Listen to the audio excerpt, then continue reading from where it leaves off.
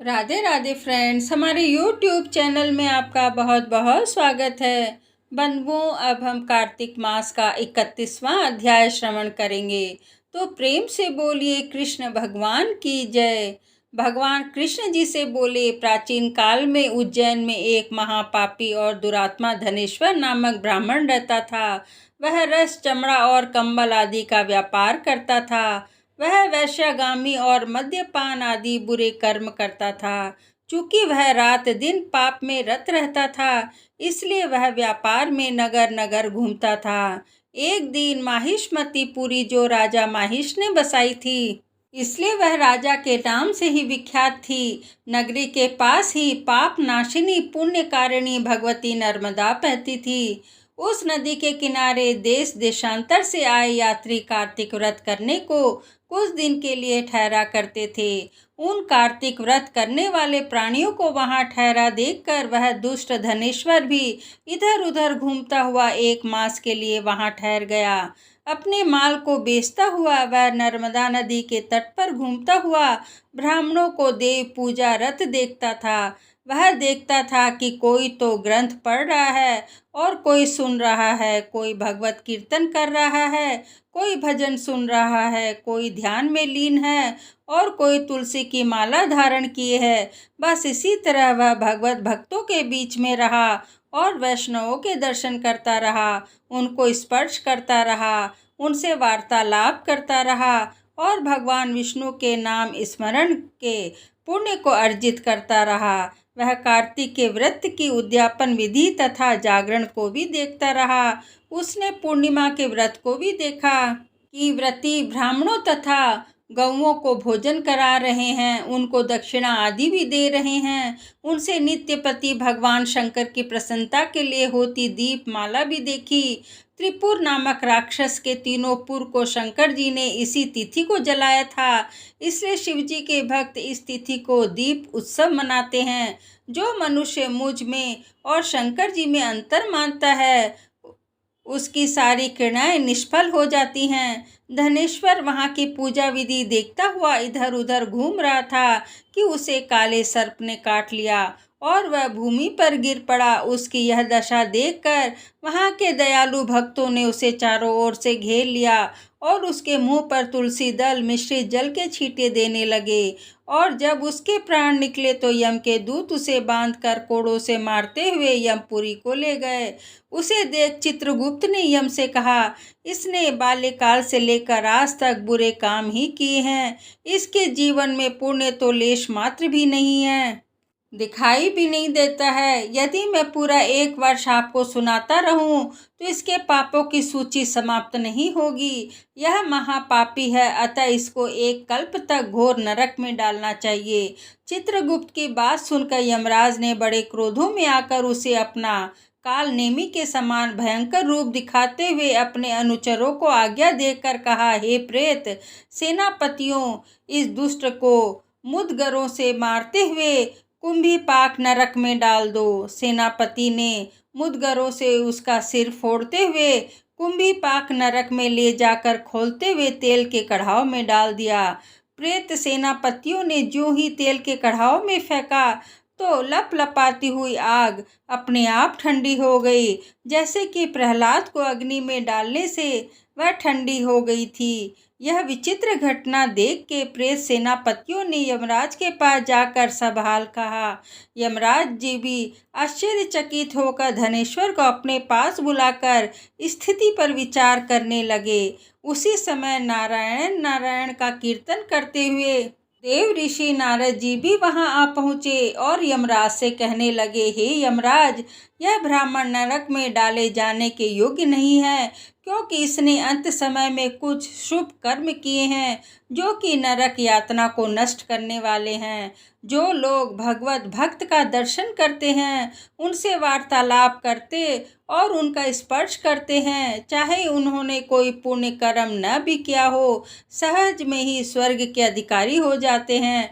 अतः धनेश्वर भी पुण्य आत्माओं के संग व स्पर्श से स्वर्ग का अधिकारी हो गया है। अतः यह पुण्य आत्मा है, इसे यक्ष योनि दो और केवल इसे पाप भोग करने वाले नरक दिखा दो। भगवान कृष्ण ने कहा। जब नारद जी ऐसा कहकर चले गए तो धनेश्वर को पुण्य आत्मा समझाते हुए यमराज के दूतों को उसे नरक दिखाने की आज्ञा दी।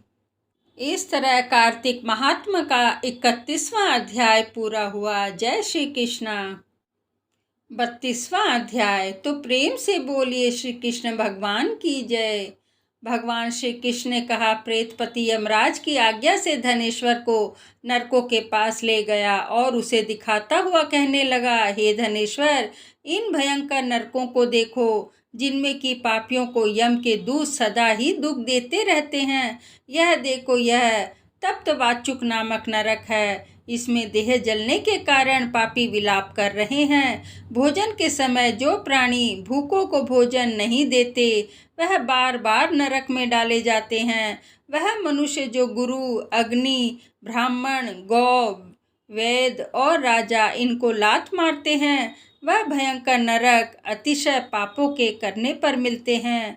अब देखो, यह दूसरा अंधकमिश्र नामक नरक है। हे ब्राह्मण, सुई की भांति मुख वाले तमोत नामक कीड़े इन पापियों को काट रहे हैं। इस नरक में दूसरों का दिल दुखाने वाले पापी गिराए जाते हैं। अब ये तीसरा क्रकय नामक भयंकर नरक है। इस नरक में पापी आरे से चीरे जाते हैं। यह नरक भी असी, मत्र, वर्ण आदि भेदों से 6 प्रकार का है। इसमें स्त्री तथा पुत्रों में वियोग कराने वाले प्राणियों को कढ़ाई में पकाया जाता है। 2 प्रियजनों का विछोह कराने वाले मनुष्य भी असीमंत्र सभी तलवार की धार से काटे जाते हैं और कुछ भेड़ियों के डर से भाग जाते हैं। अब तुम यह चौथा नरक देखो। इसका नाम अर्गल है। इसमें पापी लोग तरह तरह से चिल्लाते हुए इधर उधर भाग रहे हैं। यह नरक भी वध आदि भेदों से 6 प्रकार के हैं।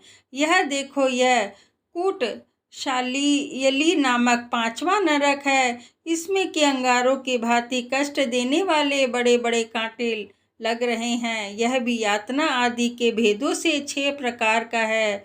पर स्त्री गमन करने वाले प्राणी इस नरक में पकाए जाते हैं। देखो, यह उलवड़ नामक 6वां नरक है, जिसमें सिर नीचे करके पापियों को पकाया जाता है। जो लोग भक्ष्य का विचार नहीं करते, दूसरों की निंदा और चुगली करते हैं, उनको इस नरक में डाला जाता है। देख लो, ये लोग किस तरह से चिल्ला रहे हैं। दुर्गंध भेद से यह नरक भी 6 प्रकार का है। यह देखो, 7वां कुंभी पाक नाम का नरक है। यह बहुत ही भयंकर है। हे ब्राह्मण, यह भी 6 प्रकार का है। इसमें महापात के लोगों को पकाया जाता है। इस नरक में हजारों वर्ष तक यातना भोगनी पड़ती है। यही रौरव नरक है। इच्छा रहित जो पाप किए जाते हैं वह सूखे और इच्छा पूर्वक जो पाप किए जाते हैं वह पाप आर्ध कहलाते हैं। इस प्रकार शुष्क या आर्ध भेदों से यह पाप 2 प्रकार के होते हैं। इनके अतिरिक्त और भी पृथक पृथक 84 प्रकार के पाप हैं। अपकृण, पाडाकतेय, मालिकर्ण, जाति, भ्रंशकर्ण, उपाय, 6 अति पाप, 7 महापाप। यह 7 प्रकार के पातक हैं। जो जीव जैसा कर्म करता है वह इन 7 नरकों में अपने पाप कर्मों के अनुसार पकाए जाते हैं। तुम्हारा चूंकि कार्तिक व्रत करने वाले प्रभु भक्तों से पर्याप्त मेल जोल रहा है, उनके पुण्य प्रभाव से तुम्हारी नरक यातना दूर हो गई है। भगवान कृष्ण ने कहा। इस प्रकार प्रेतपति ने धनेश्वर को सब प्रकार के नरक दिखाने के बाद यक्षलोक में ले जाकर उसे वहां का राजा बना दिया। वहां पर उसका नाम धन यज्ञ हुआ और वह कुबेर जी का सेवक बन गया। बाद भी महर्षि विश्वामित्र ने उसके नाम पर तीर्थ बनाया था। हे राजन, कार्तिक मास का व्रत महाफल का दाता है। इसके बराबर कोई दूसरा पुण्य कर्म नहीं है। जो कोई यह व्रत करता है तथा व्रत करने वाले का दर्शन करता है उसे अवश्य मुक्ति मिलती है। जय श्री कृष्णा। इस प्रकार कार्तिक महात्म्य का 32वां अध्याय पूरा हुआ। अब हम कार्तिक महात्मा का 33वां अध्याय श्रवण करेंगे। तो प्रेम से बोलिए कृष्ण भगवान की जय।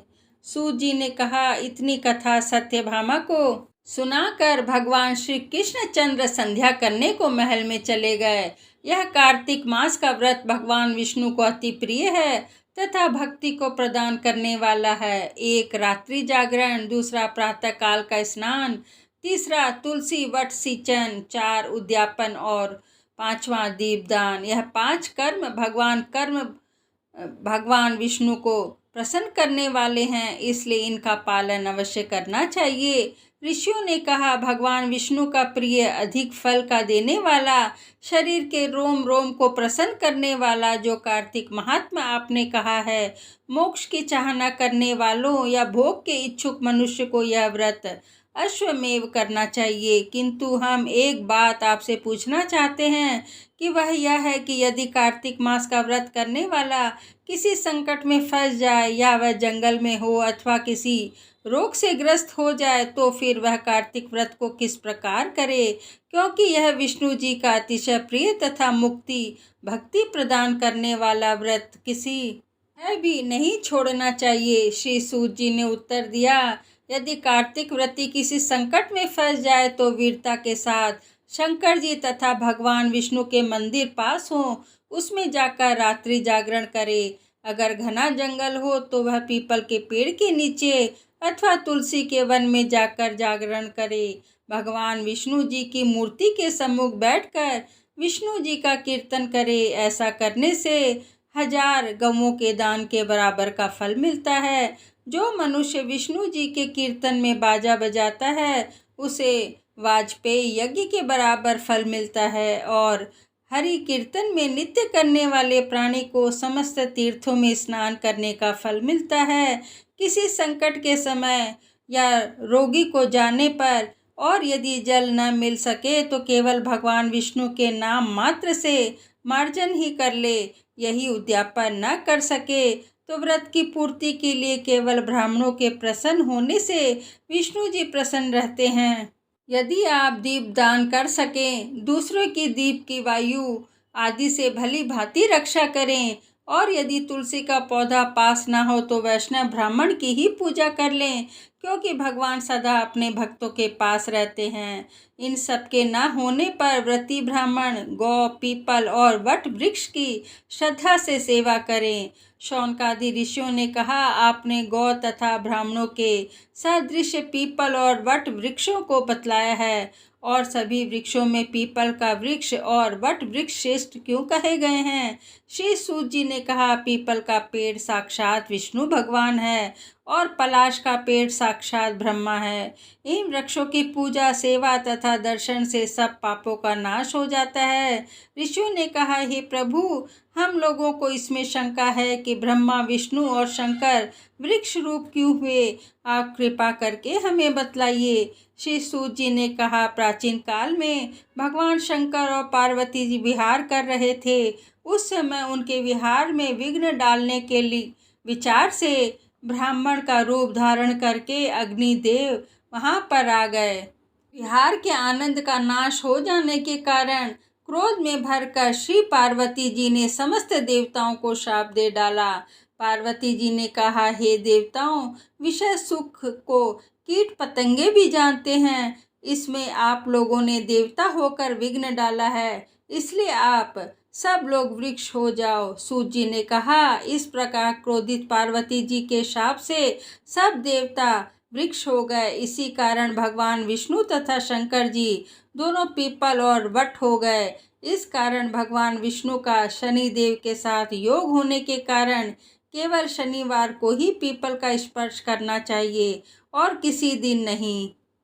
जय श्री कृष्णा। इस प्रकार कार्तिक महात्मा का 33वां अध्याय पूरा हुआ।